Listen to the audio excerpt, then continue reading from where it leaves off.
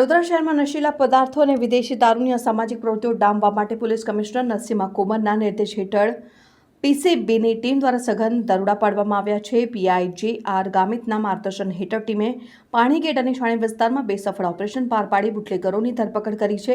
Panigate Activa પર દારૂની હેરાફેરી કરતી મહિલા ઝડપાઈ। પીસીબીના હેડ કોન્સ્ટેબલ ભરતભાઈ કાંતિભાઈને મળેલી બાતમીના આધારે પાણીગેટ વિસ્તારમાં વોચ ગોઠવી હતી। દરમિયાન વિજેતાબેન મનોજભાઈ કહાર પોતાના એક્ટિવામાં દારૂનો જથ્થો લઈને પોતાના ઘરે પહોંચતા જ પોલીસ ટીમે તેમને દબોચી લીધી હતી અને તેની પાસેથી 58 બોટલ દારૂ મળી આવ્યા હતા।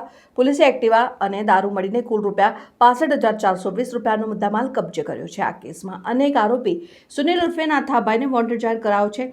દશરથ ગામ મકાનમાંથી 474 બોટલ દારૂનો જથ્થો જપ્ત।